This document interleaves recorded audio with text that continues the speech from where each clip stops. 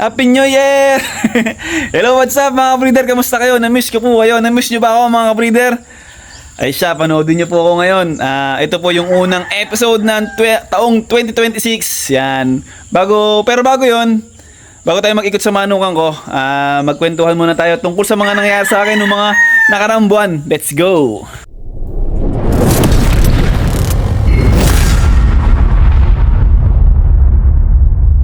Yun mga breeder, medyo napakatagal nating walang upload sa YouTube dahil naging busy tayo mga breeder. May mga sinalihan tayong event, nagpagawa tayo ng mga range area, nagpabakod, ganyan. Ayan mga breeder, ngayon naman medyo maluwag-luwag na, malalaki na yung sisyo natin dun sa range. Tapos yung meron pa ako ditong sisyo din.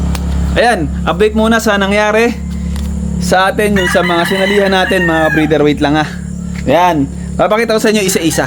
Wait lang. Yan. Ang una nating sinalihan ay nung November 19. Ay, hindi pala November 19 to. Entry name pala to ng November 13. November 19. Ito. Isang 2 hits, ulutan. Champion po tayo dyan. Ang gamit po natin dyan ay Sweater Kelso at SBR. Si Buntot Hipon, kung napapanood nyo dati nung napakatagal kong vlog, si Buntot Hipon yung pa-champion. Tapos, sumali tayo sa Battle of the Vloggers ni Baring SP sa Tinurik. Dalawang entry tayo doon, isang lose-lose at isang champion. Yan, ang gamit naman natin dito ay Kelso Hats at Lazy Gilmore. Yan, mga breeder. Tapos, sunod naman noon mga breeder ay nagpunta kami sa Pasay. 5 stag, ang gamit natin doon ay mga Lazy Gilmore, sweater, Lazy Gilmore saka isang pure Golden Boy. Bali, naka-4 tayong panalo. Yan. Sayang yung pa-champion mga breeder, hindi pa ibinigay sa atin. Pero may kwento ko lang mga breeder. Yung nag-champion mga breeder ay 4.5. Una niyang sali nga ay tabla. Tapos yung sunod-sunod niya yung 4. Tayo naman, sunod-sunod 4, bumigay yung panghuli. Sayang mga breeder. Unang champion sana natin sa 5 stag. Ano pa ba? Ito. Yung sa Malbar mga breeder. Mayroon tayong dalang 3 entry, 2 doon. Ang isa doon ay sarili natin manok, yung bulik at saka isang talisayan na Pulse Spark na naka-cross sa Sweater Gilmore. Ayan. Bali, 3 champion po. Yung dala po namin lahat ay champion. Ayan. Triple champion po kami doon. Ayan. Ito na lang yung inilagay, ito na lang yung pinagawa. Yan mga breeder, kaya yan ay JM ay baliktad. Ganun din. Ba't ganun? Kaya po yan JM Salbahe kasi mga breeder, yung Salbahe, entry name po yan ni Sir Chan, yung ating pinanser. Pero hindi naman talaga totally pinanser kasi binibili yung manok natin. Sumasama lang talaga ako para makita ko yung mismong galaw ng mga alaga natin. Siyempre, nilagay yung JM. Yung JM yan, nilagay niya. Salamat boss! At ayun yung update dun sa mga sinalihan natin mga breeder. Umi-score na mga breeder. Umaayos na. Dati, di ba natandaan nyo yung bakal sa bakal, 0 tayo. Tapos pagkatapos nun, yung sa Darasa, 6 tag, 4 points tayo. Yan, may nag-champion naman tayo dito. Ito, maganda to Yung sa Tinurek, Battle of the Vloggers. Yan, champion tayo doon. Tapos dun sa 2 hits, champion din tayo. Maganda dun sa 3 entry ng 2 hits, champion. 6 na panalo kami doon, mga breeder. Ang daming sambot. Tapos ito, yung nag-first runner up tayo sa Pasay. Doon talaga, parang minulto ko doon ng isa na lang last fight na lang, hindi pa binigay sa atin. Sana maganda-ganda yung Pasko. Saka ang ganda sana, napakita ko sa inyo. Baka kasi may trophy yun. Naiangat ko sana ngayon dito kaso wala. Maybe this year. Yes, nag-i-English tayo kasi mga breeder Kakausapin na natin yung mga kliyente natin foreigner Yes sir, hello? Yes sir, I have many stag. Let's go. Tignan nyo itong aking mga sisiyo naman mga breeder. Wait lang, ito ay pang local ko mga breeder. 108 to, binigay ko yung 2 piraso sa akin tito, mga gray. Kasi nagpapisa siya wawalo, sinakto ko 10. Tapos yung 6 kinal natin, yan, natira 100 pieces. Tignan nyo mga breeder. Ito napatawa ko na kanina. Oops, naalala nyo ba to? Itong aking outside brooder. Tignan nyo. Yan ang ating mga sisiw dyan. Mga day old natin Ito, may 2 vaccine na to. Huwag muna kayo mag-aawayan, tropa kasi ginagawa pa yung barn. Akit tayo mga breeder dun sa ating range area, sa ating pangatlong manukan. Nandun kasi yung range natin. Ayan mga breeder, masabi ko lang, may kabakas po tayo doon mga breeder, kaya napalaki natin yung manukan. Yan. Huwag kayo mag-alala mga breeder, kasi yung breeding, ako pa rin naman yung mayawak. Ako pa rin yung nasunod sa breeding. Ako pa rin naman yung nag-aasikaso ng mga manok natin. Kaya kabakas tayo, alaga pa rin natin. Tinututukan pa rin natin. Tapos mga breeder, may tauhan na. Kaya naman mga breeder, kaltas lahat yung puhunan. Kaltas yung patukan ng breeding, patukan ng sisiw, bayad sa tao, upas sa lupa. Ayan, yung iba naman mga breeder, yung mga pinapagawang range, pag-usapan pa namin kung hahatiin pa ba yun, o kasi next year magagamit pa naman yun, di ba? Ayan, samahan nyo ako, pupunta tayo doon sa kabila kumanukan. Namiss ko yung mga breeder. Love you. Wait nyo ha, punta tayo sa kabila. Breeder, nagpapakuha tayo ng kawayan. 40 piraso. Ang kuha ng kawayan dito ay 100 per piraso. Ayan, ito yung range area. Dalawa na to. Bali tatlo, hinati-hati. Kagawa pa doon, alpasan ng inahin para ma-refresh. May dala tayong saging. Papamerinda tayo ng ating mga early bird. Meron ako dito papakita sa inyo. Huwag nyong gagayahin. Mali yung sistema na gawa ko kasi kulang tayo sa materialis eh. Hindi tayo nakapaggawa agad ng panibagong barn. Tapos basta kulang, hindi tayo nakapag-asikaso agad. Gawa kasi nang walang kumuha ng kawayan, kulang sa lambat. Pero ito okay na to ngayon. Tingnan natin kung, kasi pinagsama ko yung second batch at last batch. Huwag nyong gagayahin ito sistemang to.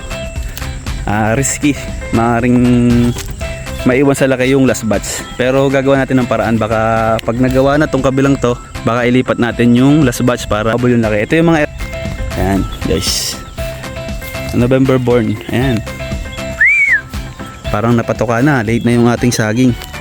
Nabigyan na siguro to ng patoka, busog na, nakatoka na guys. Ayan, ito yung first batch. Wala tayong dalang tripod. Ayan, punta muna tayo dito sa ating second at last batch. Yan yung mga last batch, may maliit, may malaki dyan kasi ang dami kasi mga ka-breeder ay yun nga, kulang tayo sa kawayan, hindi tayo agad nakabili ng lambat. Buti nga nagawa ng paraan agad. Bahay ng sisiw dalawa ito pinalakayan ko kasi dalawang batch nga yung ilalagay, kaya lang yung gagayahin yun mga breeder kasi maaring hindi sumabay sa laki natin.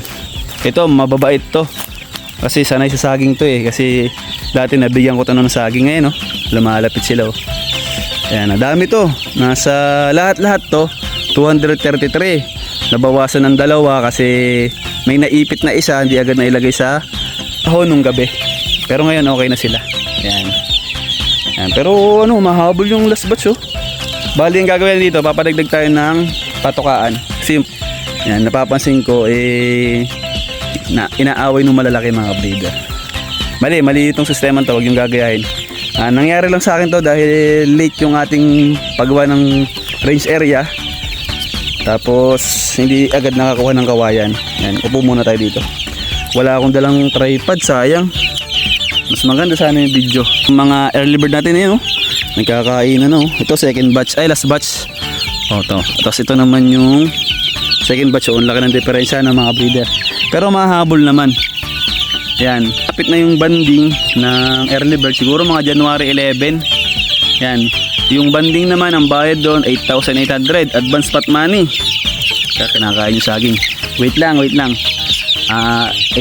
yun, 8,800. Tapos 20 pesos sa isang sisiw, sa isang banded bali kung marami tayong mapabandidan, additional yun sa 8,000. Yung 8,000 na advance pot money. Pagka hindi ka sumali sa hindi ka nababandidan next year. Ganun yung sistema ng WPC. Kaya kailangan pagka nagpabandid ka, magtira ka ng pansali dun sa banding Ayan. Wala kang tripod, hindi tayo makapag video ng maganda. Ayan, kwentuhan lang tayo muna mga beat. Ayan ito yung ginawa ni Tatang. Ayan. Saka nung kanyang anak. Ayan. Yung kawader, depende kasi sa kumukuha. Ngayon, yung bayad ko ngayon dito, 100. Nung nakaraan, may 120, may 150.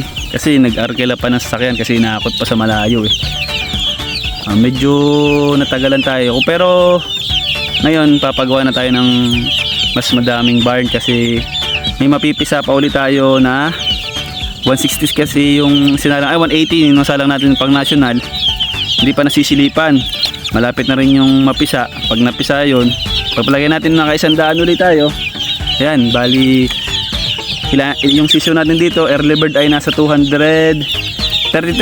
Magbibilang ulit tayo. Nabawasan ng dalawa, 231. Magbibilang ulit tayo kung may nabawas kasi yan, magpapatuwa. Yan, makikita natin yung sisiw. Ito nga pala yung ating breeder. Yan, tatang. Yan. Pag nandito na lahat yung sisiw, tambay na rin ako dito kasi inaasikaso ko pa yung sisiw sa taas. Yan. Madaming Gilmore dito at Golden Boy. Tapos may mga butcher na rin tayo dito na butcher na Karosa Greatas, straight butcher. Ayan. Yung butcher nga pala mga breeder naglabas ng yellow legs.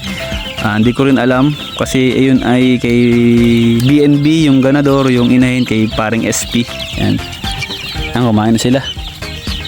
Ayan. So, wag niyong gagayin yung ganitong sistema kasi dalawang batch to. Yan. May malaki. Pero hindi naman sila bansat mga breeder.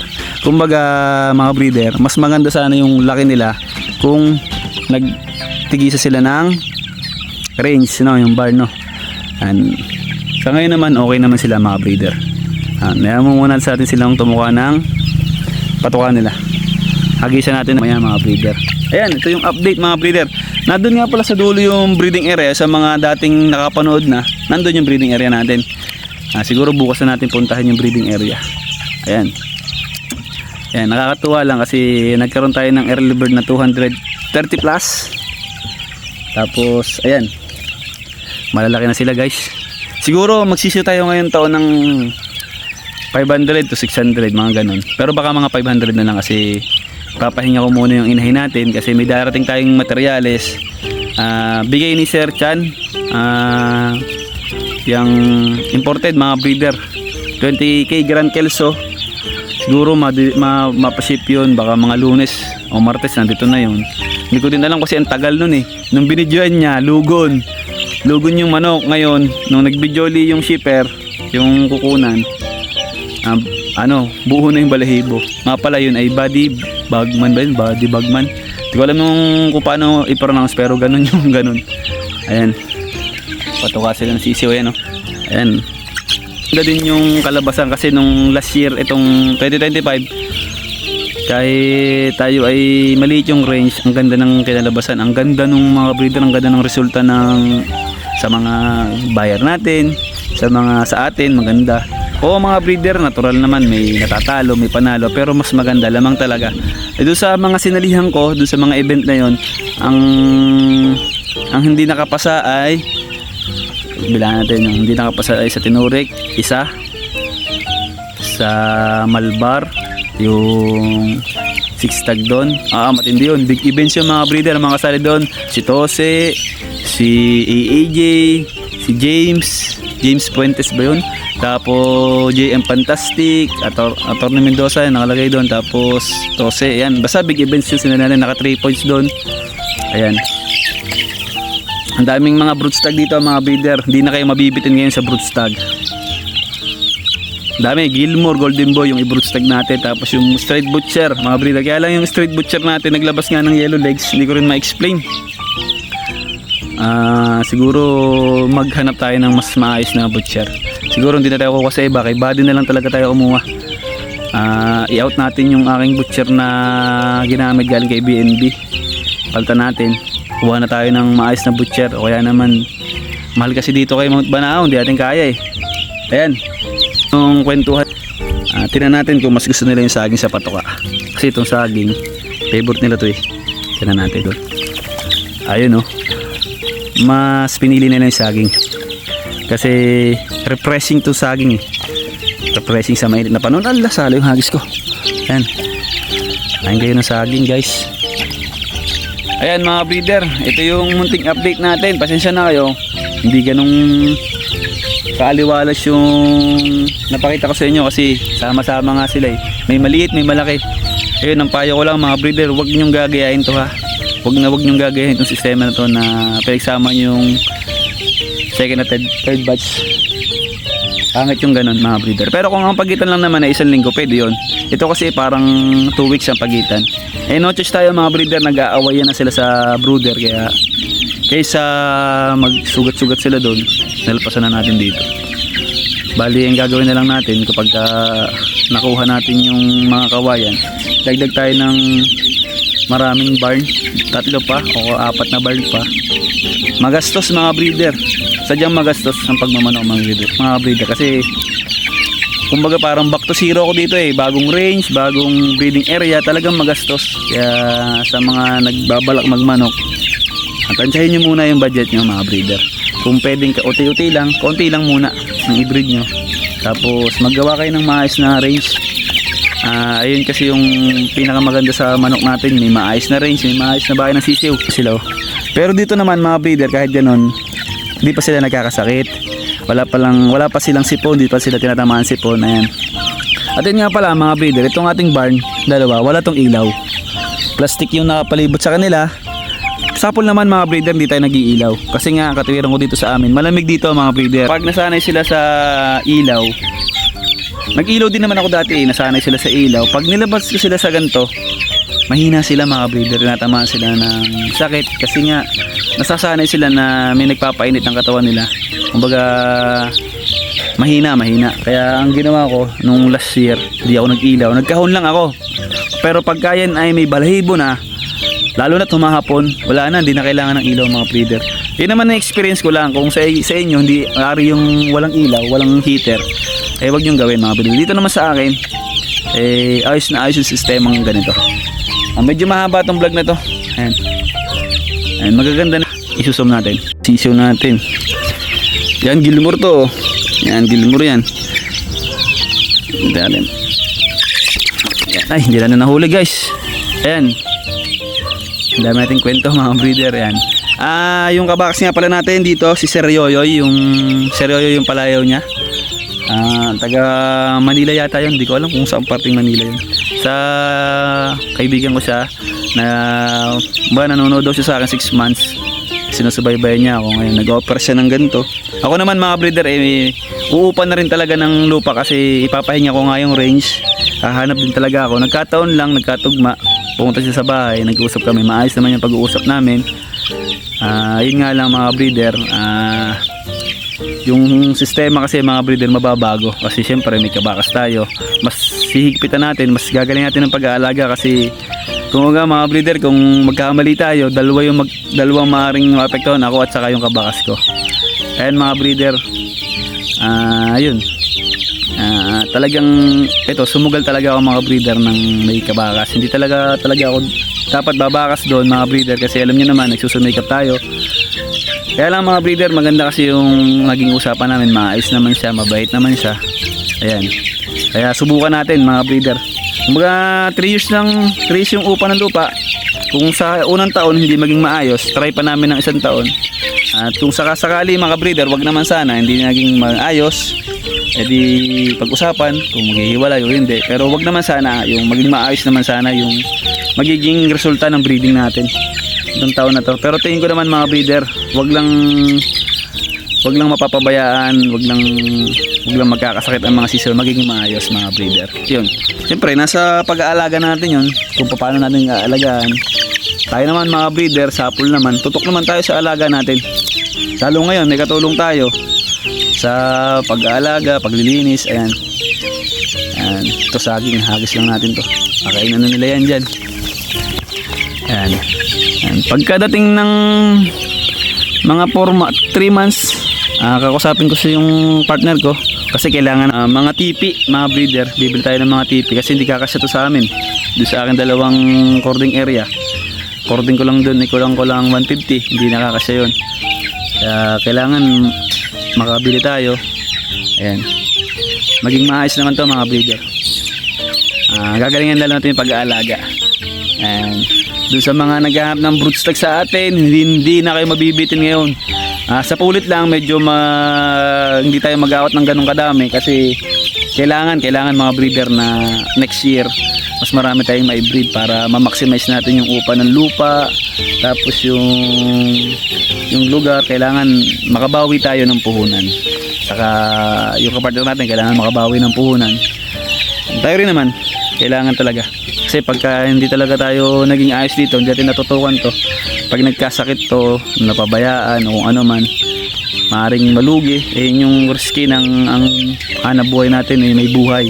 Kasi pwedeng pag pinabayaan mo, patamad-tamad ka, pwedeng magkasakit at yun nga, masayang yung alaga natin. Pero ngayon yung resulta naman ayos naman, malalakas yung sisiw natin, maganda, hindi pa nagkakasakit o wala pang may sipon dito mga breeder.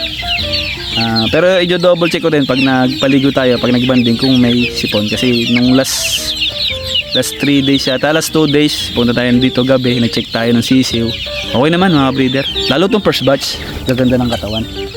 Ayan, bali paano, hanggang dito na lang mga breeder, ang init na, alas 12 na din kasi. Ayan, salamat nga pala, sana nandiyan pa kayo, miss na miss ko na kayo. Sana supportahan nyo ulit ako mga breeder.